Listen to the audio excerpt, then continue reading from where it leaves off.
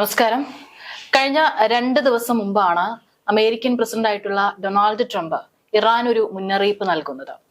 ഈ ഹൂത്തികൾക്കെതിരെ ചെങ്കടലിൽ അറ്റാക്ക് അങ്ങോട്ടും ഇങ്ങോട്ടും നടത്തുന്നതിനിടയിലായിരുന്നു ട്രംപിന്റെ മുന്നറിയിപ്പ് വന്നത്. അതായത് ഹൂത്തികളുടെ ഭാഗത്ത് നിന്ന് ഒരു വെടിയുണ്ടെങ്കിലും തങ്ങളുടെ നേർക്ക് വന്നു കഴിഞ്ഞാൽ ഇനി അതിനെ തിരിച്ച് മറുപടി കൊടുക്കുന്നത് ഇറാൻ ആയിരിക്കുമെന്നായിരുന്നു. ആ സമയത്ത് തന്നെ അവരുടെ പരമോന്നത നേതാവായിട്ടുള്ള അയത്തുള്ള അലി ഖമനേയി അതിന് മറുപടിയായിട്ട് രംഗത്ത് വന്നിരുന്നു. അദ്ദേഹം പറഞ്ഞത് വളരെ രസകരമായിരുന്നു. അതായത് മിഡിൽ ഈസ്റ്റിൽ മറ്റേതെങ്കിലും, ഇപ്പോൾ യമനിലെ ഹൂത്തികൾ ഉൾപ്പെടെ മറ്റാരെങ്കിലും ആർക്കെങ്കിലും നേരെ അറ്റാക്ക് നടത്തുന്നുണ്ടെങ്കിൽ അവർക്ക് അവരുടേതായിട്ടുള്ള താല്പര്യങ്ങൾ ഉണ്ടാകും. ഇറാൻ ഒരു കാരണവശാലും, അല്ലെങ്കിൽ ഞങ്ങളെ ഒരു കാരണവശാലും മറ്റൊരു സംഘടനകളും പ്രതിനിധീകരിക്കുന്നില്ല എന്നാണ് അദ്ദേഹം പറഞ്ഞത്.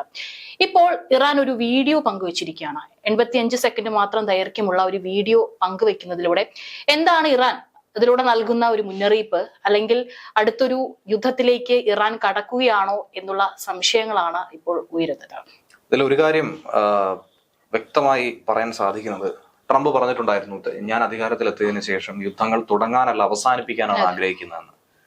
പക്ഷേ ഈ ഒരു സംഭവത്തിന് പിന്നാലെ വ്യക്തമായി തന്നെ മനസ്സിലാക്കാൻ കഴിയുന്നത് മറ്റൊരു യുദ്ധം ആരംഭിക്കുകയാണ്.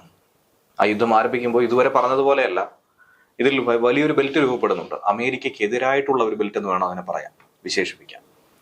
കാരണം നമ്മൾ ഇതുവരെ കണ്ടിട്ടുള്ളതാണ്, റഷ്യയുമായി അമേരിക്ക യോജിച്ചു പോകുന്ന ഒരു സാഹചര്യം ഇല്ലായിരുന്നു. പക്ഷേ ട്രംപ് ഇടപെട്ടപ്പോൾ അതിനൊരു പരിഹാരം കണ്ടെത്താനായി കഴിഞ്ഞിട്ടുണ്ട്. എന്നിരുന്നാൽ പോലും പൂർണ്ണമായ ഒരു പരിഹാരത്തിലേക്ക് എത്തി എന്ന് നമുക്ക് പറയാൻ സാധിക്കില്ല. മറ്റൊരു വശത്ത് ഈ വിഷയത്തെക്കുറിച്ച് പറയുകയാണെങ്കിൽ, ഈ പറയുന്ന 1 മിനിറ്റ് 25 സെക്കൻഡ് നീളുന്ന വീഡിയോ 2020 മുതൽ ഇറാൻ സംഭരിച്ചു തുടങ്ങിയ, നിർമ്മിച്ചു തുടങ്ങിയ മിസൈലുകളാണെന്നാണ് കരുതപ്പെടുന്നത്. അതിലൊരു ഈ വീഡിയോ പുറത്ത് വിട്ടുകൊണ്ട് ഒരു ക്യാപ്ഷൻ പങ്കുവച്ചിട്ടുണ്ട്. ഓരോ ആഴ്ചയും ഓരോ സിറ്റി എന്ന രീതിയിൽ ഞങ്ങൾ ലക്ഷ്യം വെച്ച് തുടങ്ങിയ 2 വർഷം കൊണ്ടുപോലും ഈ മിസൈലുകൾ മുഴുവൻ തീരത്തില്ല എന്നാണ് പറഞ്ഞിരിക്കുന്നത്. അത്രയധികം മിസൈൽ കലവറ അവരുടെ പക്കലുണ്ടെന്നാണ് പറയുന്നത്. ഓരോ ആഴ്ചയും ഓരോ നഗരം കത്തിച്ചാമ്പലാക്കും.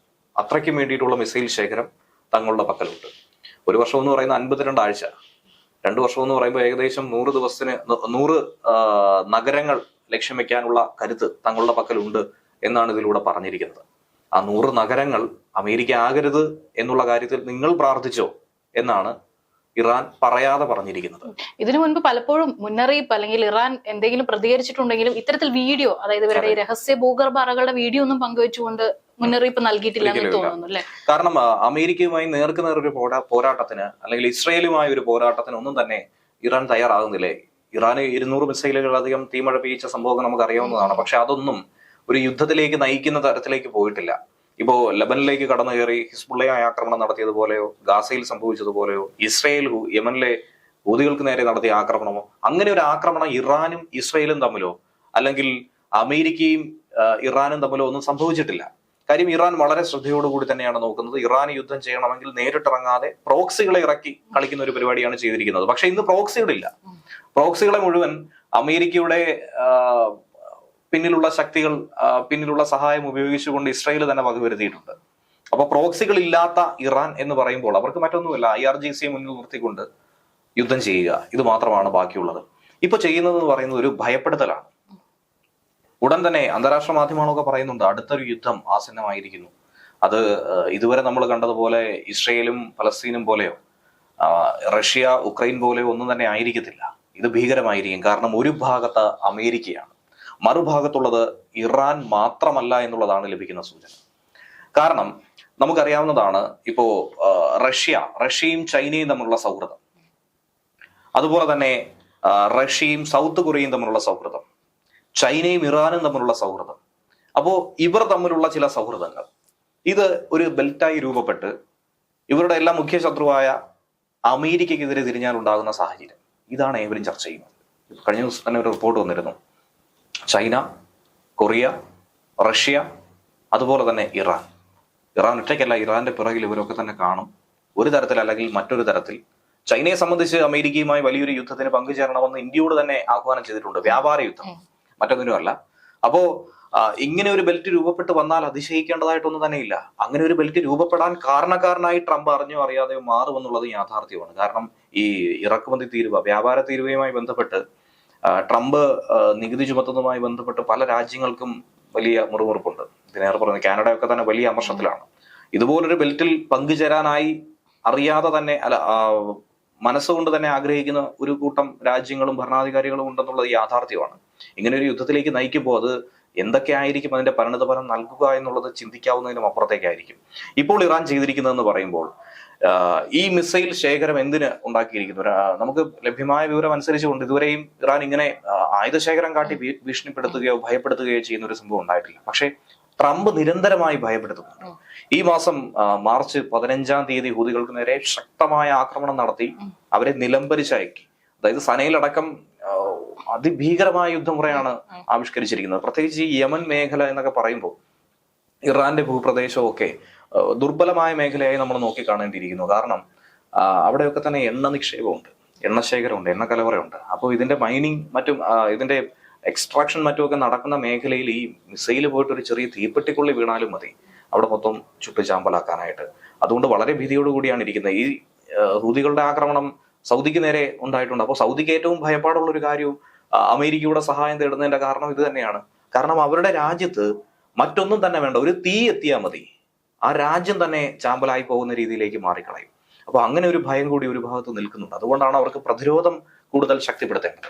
ഇറാനെ സംബന്ധിച്ച് നോക്കുകയാണെങ്കിൽ ഇപ്പോഴത്തെ അവസ്ഥയിൽ ഇറാൻ ആകെ ദുർബലമായിരിക്കുകയാണ്.